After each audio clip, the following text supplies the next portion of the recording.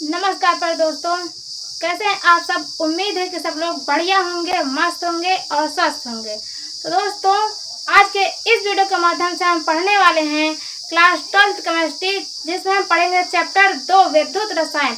और इसमें हमारा टॉपिक क्या होगा, निर्णय समीकरण का निगमन हम करेंगे इस वीडियो के माध्यम। दोस्तों, आप लोगों को 5 नंबर पक्का होने वाला है बोर्ड एग्जाम में, तो इसलिए वीडियो को अंत तक देखें और अपने दोस्तों को भी शेयर करें। अपना सेशन शुरू करते हैं।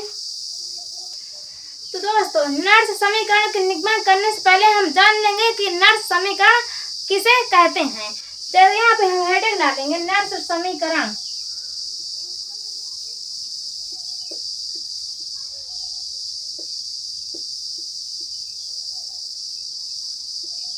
तो नर्स समीकरण, नर्स वैज्ञानिक ने सेल विभव को ज्ञात करने के लिए एक समीकरण दिया जिसे हम नर्स समीकरण कहते हैं। तो हम इसकी डेफिनेशन क्या लिखेंगे, नर्स नामक वैज्ञानिक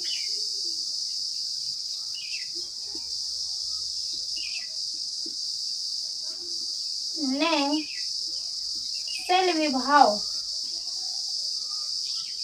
जिसे हम कहते हैं EMF, को ज्ञात करने के लिए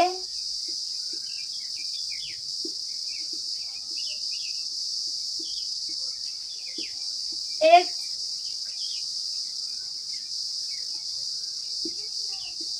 समीकरण दिया।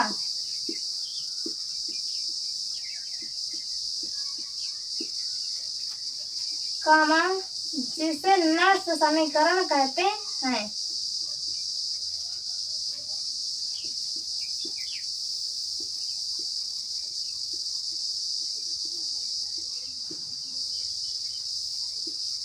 अब देखिए, नर्स समीकरण हमारा क्या है। नर्स समीकरण होता है E cell equal to E0 cell minus 0.0591/n log 10। ये होगा एनोड की सांद्रता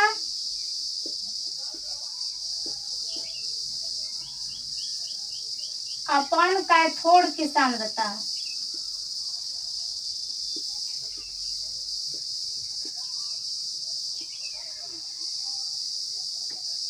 यही हमारा नर्स समीकरण होता है। तो हम आज के इस वीडियो में देखेंगे क्या कि हम इतना निकालेंगे कैसे, इसी का हम निगमन करेंगे और लास्ट में हमारा इतना ही प्राप्त होगा। तो अब यहाँ पे दोस्तों देखिए, ये क्या होता है हमारा सेल विभव,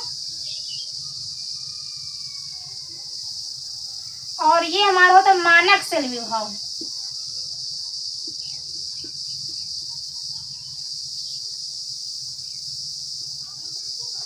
और अब इतना उम्मीद है कि आपको समझ में आ जाएगा। अब देखिए, हम ये जो निगमन करने से पहले हम इसे जान लेंगे कि मानक सेल विभव किसे कहते हैं, क्योंकि अगर हमें मानक सेल विभव नहीं पता रहेगा तो हम इसे निकालेंगे कैसे। हमें सूत्र तो आ जाएगा, लेकिन न्यूमेरिकल हम कैसे करेंगे। तो पहले जान लीजिए मानक सेल विभव। तो यहाँ पे हेडिंग डालेंगे मानक सेल विभव।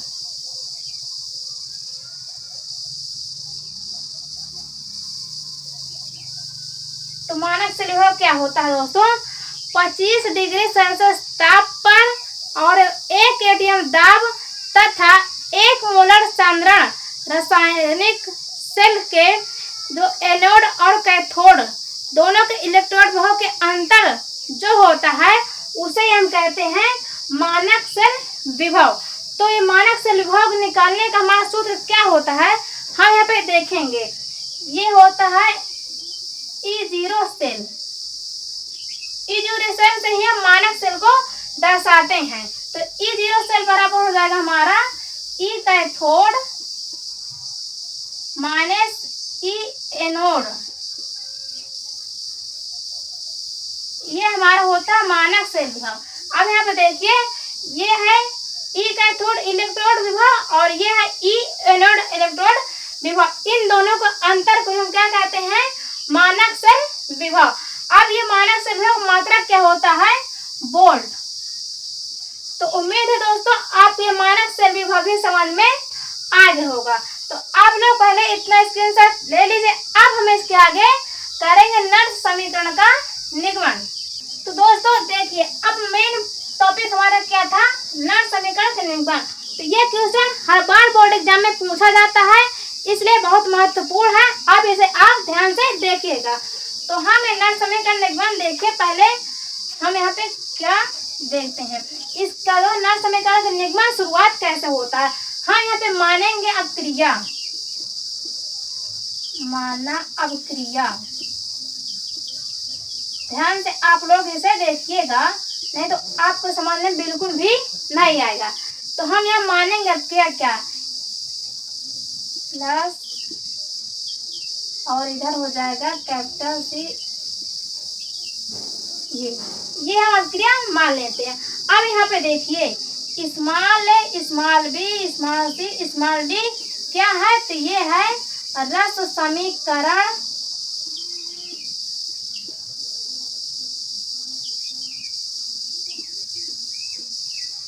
मिति गुणांक। तो ये क्या हो गया? Small A B C D रस समीकरण मिति गुणांक। अब यहाँ पे देखिए कैपिटल ए बी क्या है? अभिकारक है, और कैपिटल सी डी क्या है? उत्पाद। तो ये आपको अब समझ में आ गया होगा। अब यहाँ से हम निकालेंगे क्या? साम्य स्थिरांक। तो साम्य स्थिरांक हमारा क्या होता है?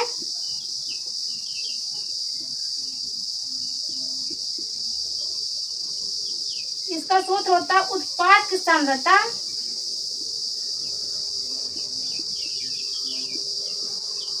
बटे अभिकारक की सांद्रता।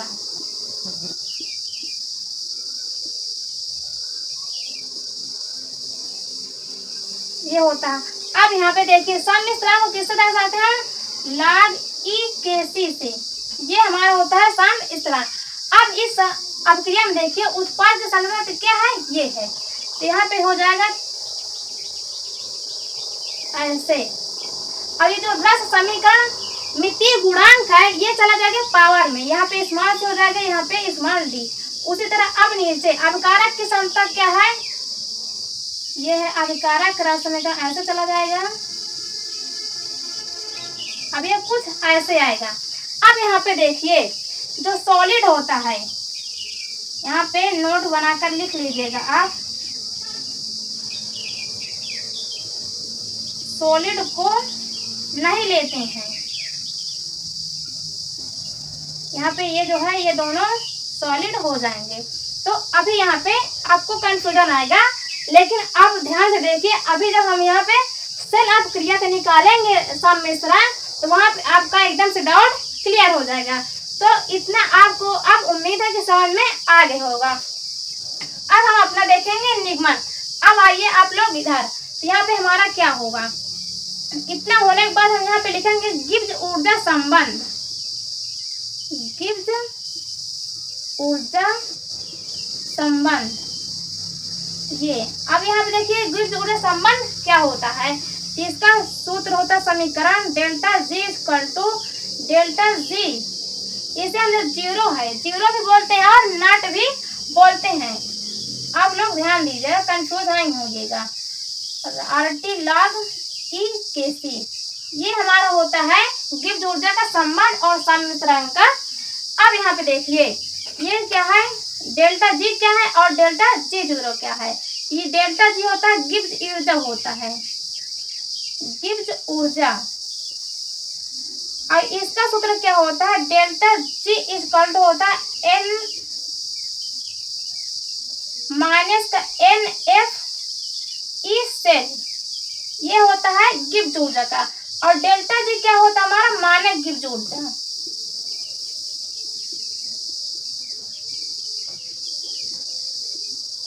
और इसका सूत्र होता है हमारा delta G zero equal minus NF E zero से।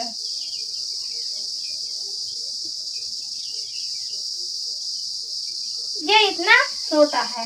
अब यहाँ पे देखिए इन दो मान, ये गिब्स ऊर्जा और मानक गिब्स ऊर्जा को हम इस समीकरण में रख देंगे तो क्या बनेगा,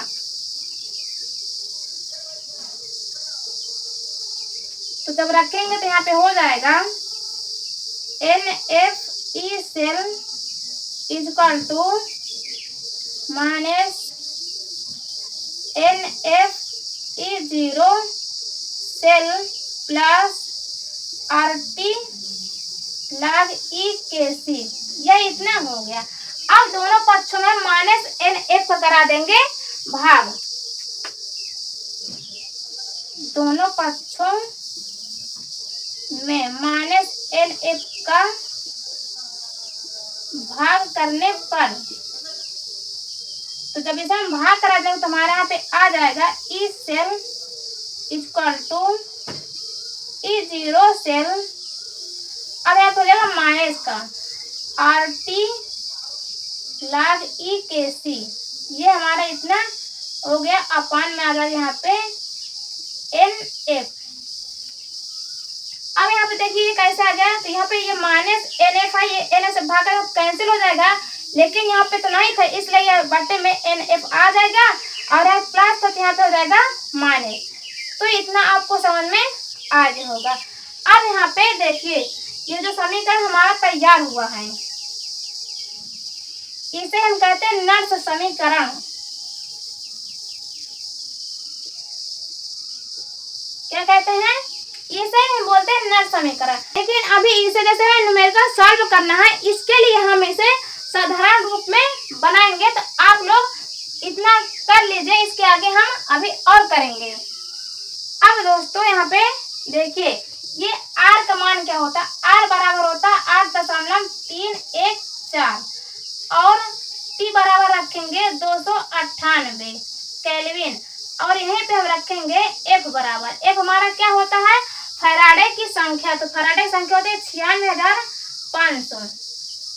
ये अब इन मान को यहाँ पे हम रख देंगे, तो जब रख देंगे तो यहाँ पे आ जाएगा equal to E0 cell minus, यहाँ पे हम मान रखेंगे अब तो हो जाएगा 8.314 गुणे 298 अपान N और गुणे 96,500 और ये हो जाएगा log EKC।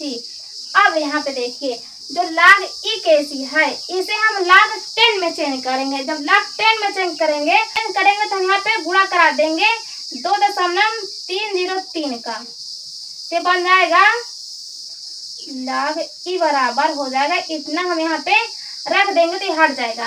अब बात है हम log E का मान इतना क्यों रखते हैं, जो E होता है हमारा इसका मान 2 से छोटा और 2 से बड़ा और 3 से छोटा होता है, इसलिए हम इसका मान यहाँ पे इतना रखते हैं। तो जब इसका मान हम रख देंगे तो यहाँ पे आ जाएगा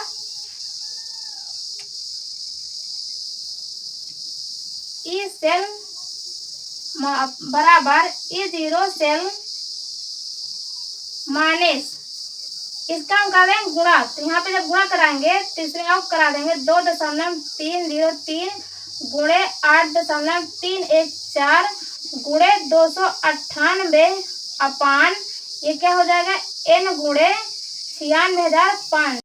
अब इधर क्या हो जाएगा, ये हो जाएगा log 10 KC, ये इतना हो जाएगा। अब E चेंज हो गया 10 में, अब इसका तो ये इतना सा मान है इसे हम हल कर लेंगे, तो हल करने के बाद हमारा आएगा यहाँ पे E0 cell equal to E cell बराबर E0 सेल माइनस इतना सॉल्व करने के बाद आ जाएगा 0.0591 अपान N और ये हो जाएगा log 10 KC, ये इतना हो गया। अब यहाँ पे देखिए अब हम सेल अपक्रिया के लिए ये जो log 10 KC है क्या सम्मिश्रण, तो सेल अपक्रिया के लिए हम सम्मिश्रण निकालेंगे। तो जो सेल अपक्रिया है तो सेल अपक्रिया हमारी क्या होती है,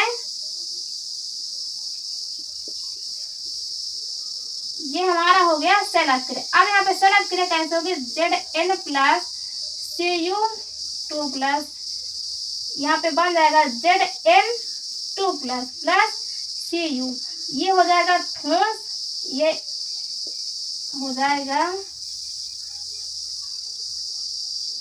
ये इतना हो गया। ये हमारा सेल अभिक्रिया है।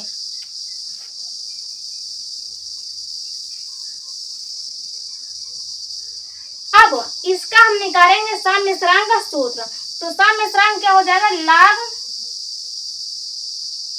10 Kc,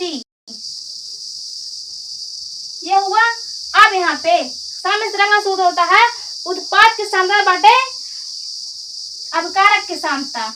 तो यहाँ पे उत्पाद क्या होगा हमारा, ये वाला होगा। तो यहाँ पे लिखेंगे Zn2 ऐसे, और इसके नीचे लिखेंगे अभिकारक की सांद्रता हमारा कौन सा हो जाएगा, ये वाला, तो Cu2 प्लस। अब यहाँ पे देखिए उसमें तो रस समीकरण में तीव्र गुणांक था। अब यहाँ पे क्या है, यहाँ पे देखिए एक है, इसे हम कुछ नहीं तो एक यहाँ पे मान लेते हैं। तो एक यहाँ पे ये हो जाएगा पावर में, एक इधर ये पावर हो जाएगा। अब बात रही कि हम यहाँ पे कॉपर को क्यों नहीं लिए और अभिकारक में जिंक को क्यों नहीं लिए, क्योंकि हम पहले ही बता चुके हैं कि सॉलिड को यहाँ पे साम्य स्थिरांक में नहीं लेते हैं। अब क्यों नहीं लेते हैं, क्योंकि इसका जो सांद्रता होता है, सॉलिड का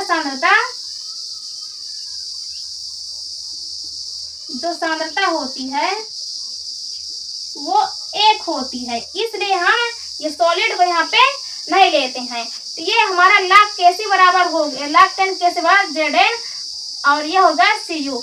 अब इतना आपको समझ में आ गया। यहाँ पे देखिए Kc का मान हम इस समीकरण में रख देंगे, तब हमारा क्या होगा, तो समीकरण हमारी क्या बनेगी, तो ये हो जाएगा E सेल कंटू E0 सेल माइनस 0.05 91/n, ये हो जाएगा log 10, और ये हो जाएगा कितना Kc, तो ये है Zn2 प्लस और ये है Cu2 प्लस।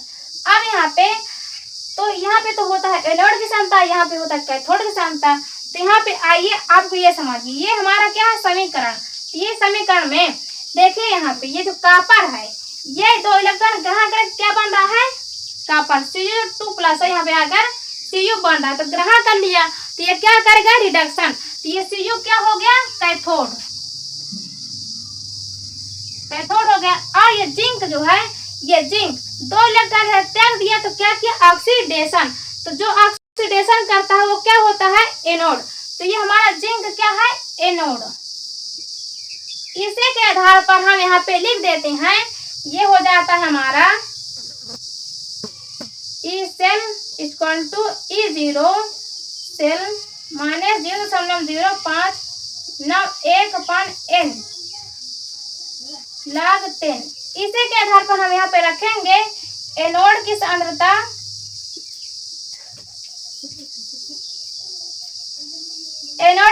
अपन कैथोड की सांद्रता।